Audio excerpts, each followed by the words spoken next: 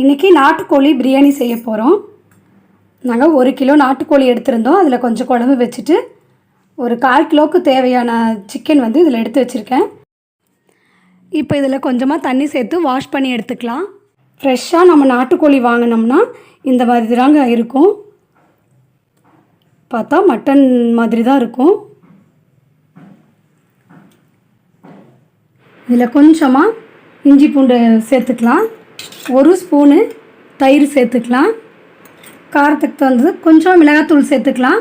அப்புறம் நம்ம பிரியாணி செய்யும்போது அதில் வந்து நம்ம மிளகாத்தூள் சேர்த்துக்கலாம். கொஞ்சமாக மஞ்சள் தூள், இதுக்கு தேவையான அளவு உப்பு சேர்த்து கலந்துக்கலாம். நல்லா இது வந்து 1 மணி நேரம் ஊறட்டும். அதுக்கு பிறகு நம்ம பிரியாணி செஞ்சுக்கலாம். இப்போ நல்லா இது கலந்தாச்சு. நம்ம இதில் இஞ்சி பூண்டெல்லாம் கொஞ்சம் கொஞ்சமாக தான் சேர்த்துருக்கோம். திரும்ப நம்ம பிரியாணி செய்யும்போது ஆட் பண்ணிக்கலாம். இதில் நல்லா ஊறிச்சுன்னா நல்லா உப்பு காரமெல்லாம் பிடிச்சி நல்லா டேஸ்ட்டாக இருக்கும். நான் இன்றைக்கி குழம்புக்காக நாங்கள் நாட்டுக்கோழி எடுத்தோம். சரி, எனக்கு டக்குன்னு தோணுச்சு கொஞ்சமாக நாட்டுக்கோழி பிரியாணி சாப்பிட்லான்னு. அதனால தான் நான் கொஞ்சமாக எடுத்து வச்சுருக்கேன். இது 1 மணி நேரம் ஊறட்டும், மூடி வச்சிடலாம். சிக்கன் பாருங்கள் 1 மணி நேரம் ஊறிடுச்சு. இப்போ நாம் பிரியாணி செஞ்சுக்கலாம். குக்கரில் ஆயில் சேர்த்துருக்குறோம். ஆயில் நல்லா சூடாயிடுச்சு. இப்போ 2 பச்சை மிளகாய் சேர்த்துக்கலாம். இப்போ பச்சை மிளகாய் நல்லா ஃப்ரை ஆகிடுச்சு. பெரிய வெங்காயத்துலேயும் சின்னதாக இருக்கிறத எடுத்து கட் பண்ணி இதையும் சேர்த்துக்கலாம். வெங்காயம் நல்லா கோல்டன் ப்ரௌன் ஆயிடுச்சு. இந்த சைஸில் ஒரு தக்காளி எடுத்து கட் பண்ணி சேர்த்துக்கலாம்.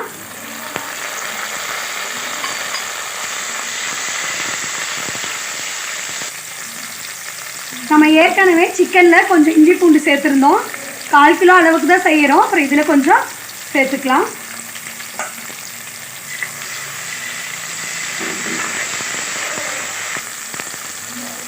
இஞ்சி பூண்டெல்லாம் நல்லா வதங்கிடுச்சு. இப்போ நாம் சிக்கனை சேர்த்துக்கலாம்.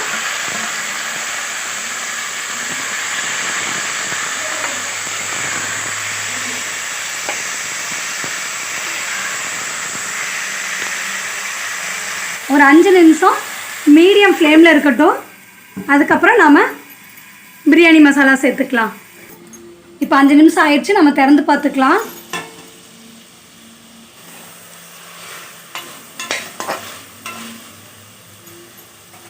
கிலோவுக்கு இந்த ஸ்பூனில் ஒரு 1/2 ஸ்பூனு நம்ம பிரியாணி மசாலா சேர்த்துக்கலாம்.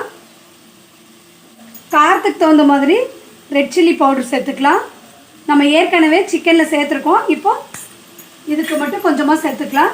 நல்லா கலந்து விட்டுட்டு இப்போது இந்த கறி முழுகிற அளவுக்கு தண்ணி சேர்த்து ஒரு 2-3 விசில் விட்டு எடுத்துக்கலாம். ஒரு 1.5 டம்ளர் அளவு தண்ணி சேர்த்துட்டு, இது நம்ம சாதாரணமாக பிராய்லர் கோழியாக இருந்ததுன்னா நம்ம இப்படியே நம்ம அரிசி சேர்த்துட்டு நம்ம விசில் விட்டு எடுத்துக்கலாம். இது நாட்டுக்கோழிங்கிறதுனால ஒரு 2-3 விசில் விட்டதுக்கப்புறமா நம்ம ரைஸ் சேர்த்தாதான் இது நல்லா அந்த சிக்கன் வந்து வேகும். இப்போ 2-3 விசில் வந்துருச்சு. நம்ம திறந்து பார்த்துக்கலாம்.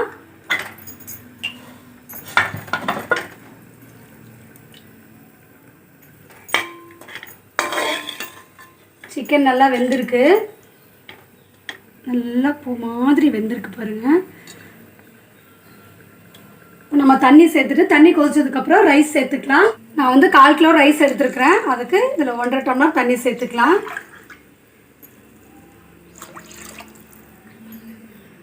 நம்ம ஏற்கனவே சிக்கனில் உப்பு சேர்த்தோம். இப்போ இதுக்கு கொஞ்சமாக சேர்த்துக்கலாம். பத்தலைன்னா நம்ம டேஸ்ட் பண்ணி பார்த்துட்டு உப்பு சேர்த்துக்கலாம், உப்பு காரமெல்லாம். இப்போ நல்லா தண்ணி கொதிக்குது. இந்த ஸ்டேஜில் நம்ம ரைஸ் சேர்த்துக்கலாம். உப்பு காரமெல்லாம் நான் செக் பண்ணிவிட்டேன், கரெக்டாக இருக்குது எனக்கு.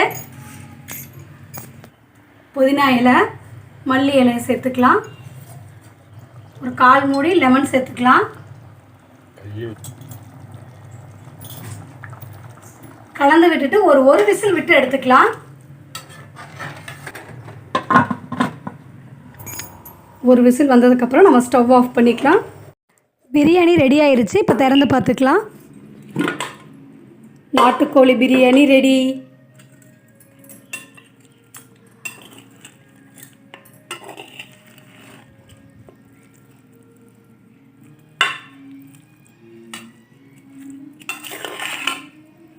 பிரியாணி, நாட்டுக்கோழி பிரியாணியை நம்ம சாப்பிட்றதுக்கு தட்டில் போய் வச்சுக்கலாம்.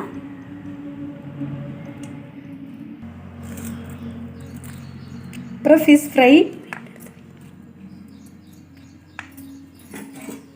ஆம்லேட்டு, தயிர். இந்த சண்டே நீங்களும் நாட்டுக்கோழி பிரியாணி ட்ரை பண்ணுங்கள். இந்த வீடியோ உங்களுக்கு பிடிச்சிருந்துன்னா உங்கள் ஃப்ரெண்ட்ஸுக்கும் ஷேர் பண்ணுங்கள், லைக் பண்ணுங்கள். என்னோடய வீடியோ பார்த்தவங்க அனைவருக்கும் நன்றி. நாட்டுக்கோழி பிரியாணி ரெடி, வாங்க சாப்பிட்லாம்.